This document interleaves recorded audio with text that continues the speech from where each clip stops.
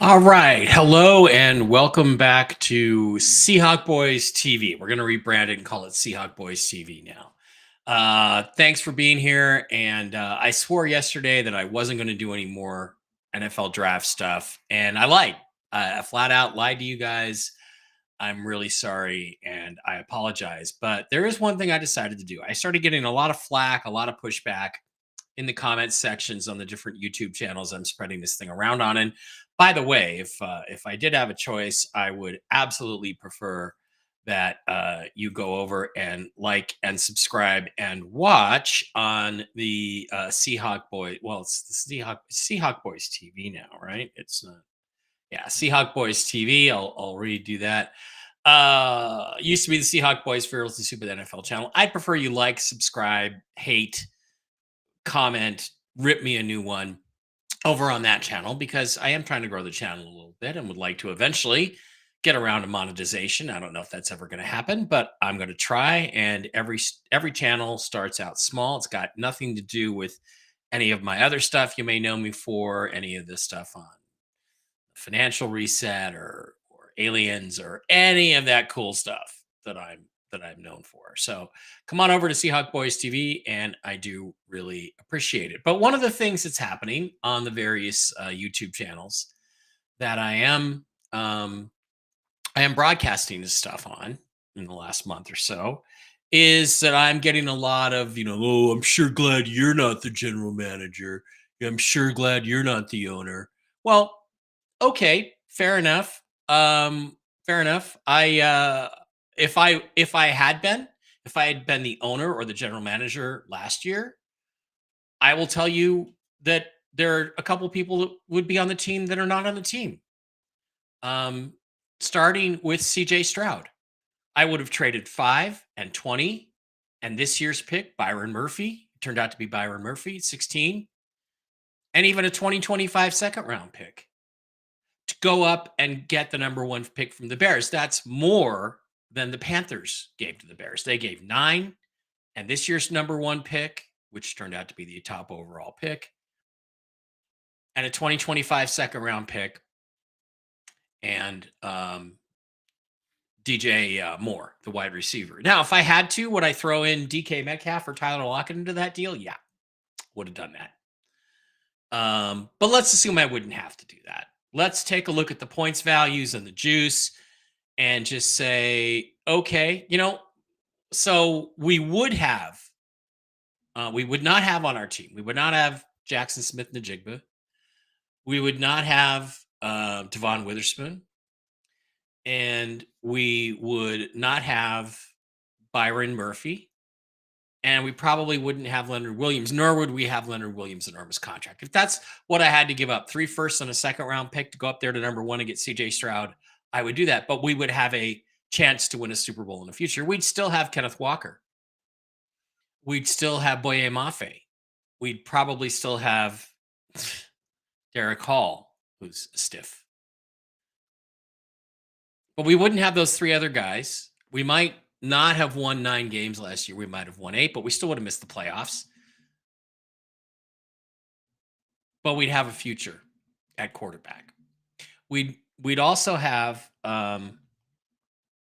somebody's calling me. It's very distracting.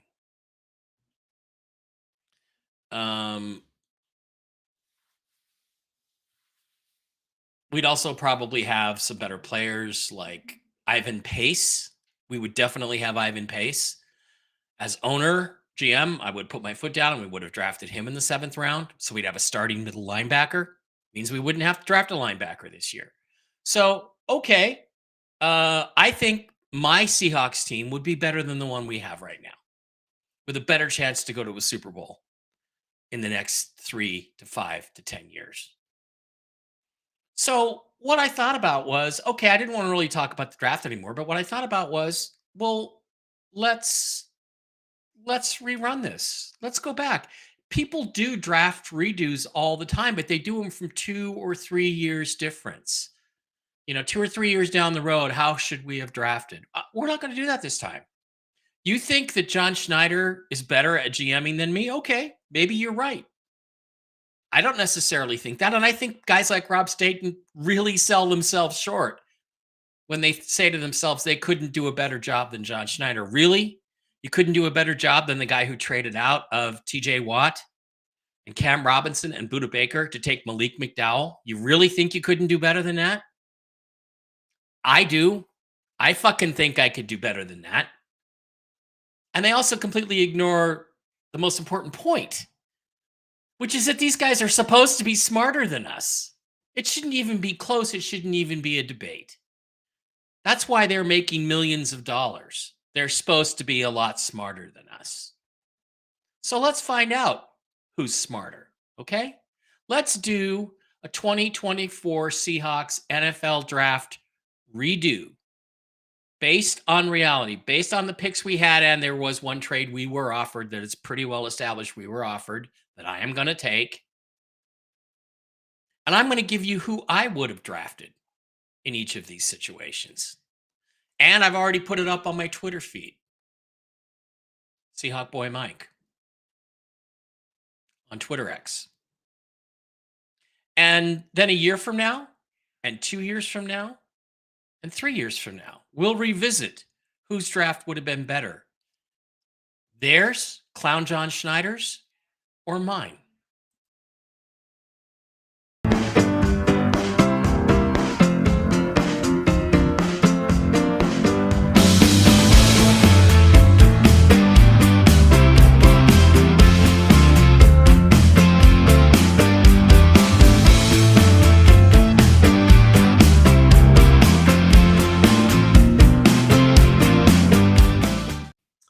Okay, we're back. There's our little introduction. Let's get right into it. Let's not screw around. I don't want to be here for 45 or 50 minutes bitching and moaning and complaining about how much I think John Schneider sucks at GMing. Let's go right into the first round of the NFL draft. Now, we had the 16th overall pick in the draft. It was one of our few assets this year because of the trade for Leonard Williams, which I wasn't wild about at the time. I wasn't as down on it as some other people like Rob Staten, but I was down on it. So the Seahawks were sitting there at 16, and they took Byron Murphy the second. Now, as I told you yesterday, if you look at the Seahawks depth chart, it's you know, I don't think 34 defensive tackle was a desperate need on this team. We had Draymond Jones, we have Jaron Reed, and we have Leonard Williams, who we just spent a second round pick and a huge chunk of cash on. So I was not particularly excited about Byron Murphy, but let's just say that I'm the owner and John Schneider is my general manager. And he's saying, I really love this guy. I really love this guy. I'm saying, okay, what trade offers do we have? Well, we had a trade offer from Jacksonville. It is established. The Seahawks said they had trade offers. They didn't want to take them. So the pick after the Seahawks picked, Jacksonville and Minnesota exchanged picks so the Vikings could come up and get Dallas Turner. What was that trade? Because this is the trade the Seahawks were offered. It was 23 and 167, fifth round pick. So a first and a fifth and a 2025 third and a fourth. I'm the Seattle Seahawks. I'm taking that trade. So now I'm sitting on the clock at 23. Dallas Turner has gone. I'm going to assume Byron Murphy has gone. Amarius Mims, Jared Verse, Troy Fatanu, Chop Robinson, Quinyon Mitchell, Brian Thomas, Terrion Arnold, Jordan Morgan, Graham Barton. One of these guys in here, Turner, Verse, Fatanu, Chop, probably gets pushed down to 23. The Jaguars, I think, they take Brian Thomas, the guy they wanted. The key thing is the Rams and the Dolphins. Do they take the edge guys or do they not? I think there's a reasonable chance that Byron Murphy slips all the way through to us at 23. The Seahawks are now on the clock at 23. But we can't assume that, so we have to work with the guys that we have. Well, we missed out on Byron Murphy, but guess what? We are going to instead take another defensive tackle because we want to build in the trenches. We want to go defense, offense. John Schneider has talked me down off of the Spencer Rattler cliff. So who are we taking? Well, I'm taking Rook Orohoro. He's about 6 feet 4, 6 feet 5. He's 294 pounds, and he gets sacks. He had 12 sacks in college. He had five last year. The Seahawks have been looking for a tall inside pass rusher for a long, long time. We finally drafted one. That's what Malik McDowell was supposed to be. That was in 2017. So we drafted one. So we swapped out Byron Murphy and we took Ruka Rojo. Now, I'll tell you something else. I would be sorely tempted to have taken Tavondre Sweat. The other Seahawk boy Dave, love this guy, and he's gigantic. He's a 365-pound backstop nose tackle who I think would make a down to down difference in the running game.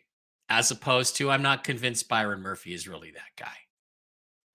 I think Byron Murphy is the standard 6'3, 6'4, 300-pound Jaron Reed type.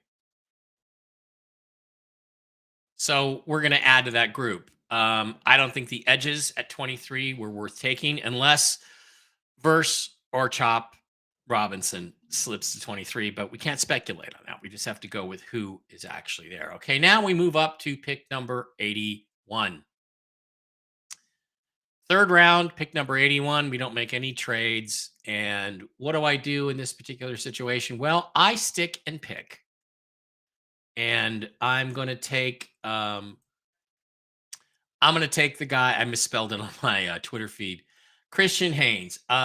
That's the guard they liked. You got to trust your football people at some point. You go ahead and take Christian Haynes. Now, is he a better player than Zach Zinter? No, I think Zach Zinter is going to be a better player. But he has the broken leg. And I'm just going to say we don't know. We don't know who's going to be a better right guard, Zinter or Haynes. I didn't really know much about Haynes, but I'm going to say, okay, that's the guy you want. That's the guy you take. Actually, I should have flipped that and taken Zach Zinter. That's what I should have done. But oh well. Nobody's perfect. Now we slip down into the fourth round, and we were at 102. I really want to take Spencer Rattler. They talked me down. And we slide down instead to picks 118 and 121. We have two picks in the fourth and the first pick in the fifth. So we have one, two, three picks in about the space of about 15 picks. This is the meat of our draft. This is where we're going to get really good. So at pick 118, the Seahawks take somebody named Tyrese Knight, a linebacker from UTEP, a small school. This pick was universally laughed at because he was considered Tyrese Knight. Let's take a look at Warren Sharp's metric. Tyrese Knight was expected to be pick 192. That's a sixth round pick. So the Seahawks took him 2 rounds farther up than he should have been taken. So who am I taking instead? I'm taking at 118, I'm taking safety Malik Mustafa. Why? Because we need a safety. Because guys like Rob Staten sold me on him, and he looks really, really good, and he's a big hitting safety, an impact playmaker. And we don't have to worry about safety again for a while. Okay, now we slip down to pick number 121, where the Seahawks took AJ Barner. Also a guy, if you slide over to Warren Sharp's metrics, we took him at pick 121. He was expected to be at pick 181. So we took him 60 picks and 2 rounds early on AJ Barner, a tight end. Am I arguing we don't need a tight end? No, I'm not arguing that. But with pick number 121, I'm taking the guy who was taken 3 picks after. I'm taking Cade Stover, the tight end from Penn State. Why am I taking Cade Stover? Because I like him better and because he can catch some passes. So I'm taking this guy, Cade Stover from Ohio State, instead of AJ Barner. 6'4", 251. He's bigger than Barner. He's a good enough blocker, and he can catch the ball once in a while. Okay, so we go tight end for tight end. We just take the guy who's higher rated and has the bigger name. All right, now we're up again at pick 136, the first pick in the fifth round. I have made no secret of this. I'm not taking Nehemiah Pritchett. I'm taking Spencer Rattler, the quarterback from South Carolina. I've waited long enough. I'm taking him. I think he's a starter in 2 years. I think he's a star in 3 years. And I think he has the potential to be a Super Bowl player someday. All right, after that, we have another fifth round pick, which we got in the Jacksonville trade. Pick number 167. Now, pick number 167 doesn't show up on the draft as ours. It's Jacksonville's, but we have it. It's the last pick in the fifth round. Who are we taking? Well, with our next pick, 179, the Seahawks took Satoa Lamea, an offensive guard from Utah. The problem is he's a right guard. We already have a right guard in Christian Haynes and Anthony Bradford. We need a left guard. So we're going to slide down here into the seventh round, where the Detroit Lions are late sixth round compensatory picks, where they took Detroit Lions took Christian Mahogany, who's played some left guard. We're taking him at 167, Christian Mahogany, to play left guard. And we're going to plug him in and let him compete for that spot. We've now drafted 2 offensive guards. We don't need any more. All right. Now we slip on down to the next pick, which is 179. Now, at that pick, according to the charts, we could get Tyrese Knight, the linebacker that we took way back up at the top of the fifth round. But I'm not going to do that. I'm going to say instead that we're going to take an available linebacker. I don't really know much of the linebackers here, but we need to get one on the roster. I'm going to take Darius Masal, the guy that the New York Giants took. All right. Our last couple of picks are 192. Pick 192. What did the Seahawks do at pick 192? Well, they took DJ James, a second cornerback from Auburn, after taking one earlier. Okay, fine.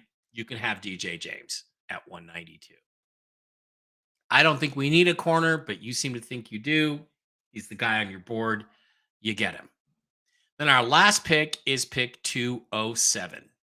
What did the Seahawks do? They took Michael Jarrell, an offensive left tackle from a school named Finley. There's literally no information on this guy, but I believe it's been said he played left tackle. Great.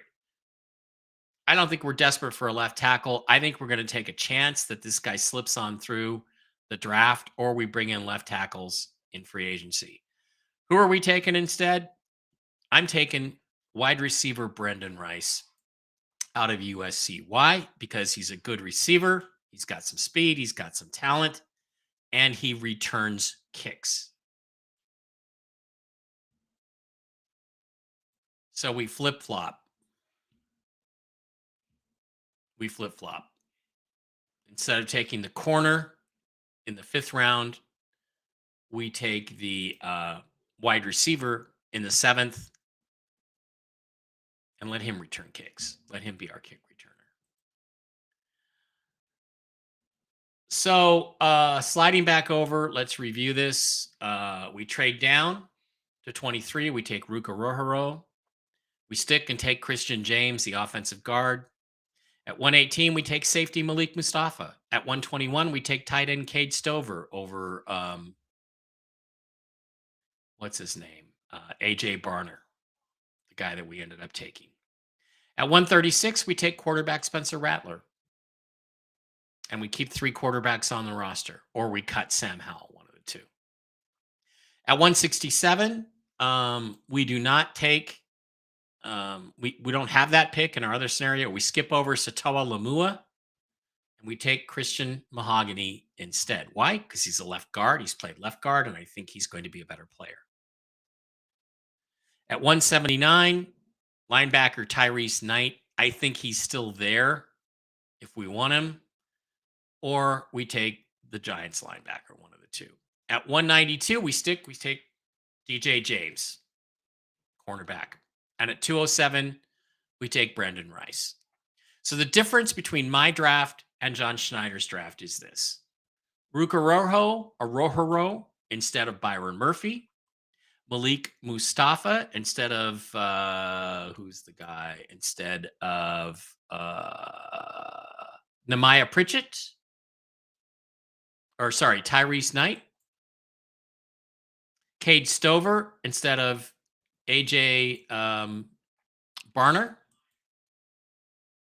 Spencer Rattler instead of Nehemiah Pritchett, the corner. At 179, we take the linebacker. We take a linebacker just to have a linebacker on the roster. At 192, we agree on DJ James. And at 207, we take Brendan Rice. So Arojo, Malik Mustafa, Cade Stover, Spencer Rattler, Christian Mahogany, and Brendan Rice. That's 6 guys that are different. I say that those 6 guys are going to be better than the guys that John Schneider took. And you can happily slide over to Seahawk Boy Mike Barra and comment on this if you'd like. And call me any name you want. But it's on the record now. Who's KS Mas Macho? Who is the better GM? Senor Clown Show Schneider or Senor Berra? Let's find out. Of course, if I'd been the GM last year, we wouldn't need to have taken Spencer Rattler because we'd already have CJ Stroud. We'd be in pretty good shape. So there it is. It's laid out. It's official. I'm not going to delete the video ever. And we're going to see who ends up as the better GM. A year from now, we'll review this. 2 years from now, we'll review it. And 3 years from now, we'll review it. And all of you guys that tell me I'm not a GM, okay, well, let's find out. Let's find out who really knows best. All right. Love you guys. Thanks for being here. I certainly do appreciate it. And again, get on over to Seahawk Boy TV on YouTube and Seahawk Boy Mike on Twitter X, and subscribe and follow and call me any name you want. See you next time.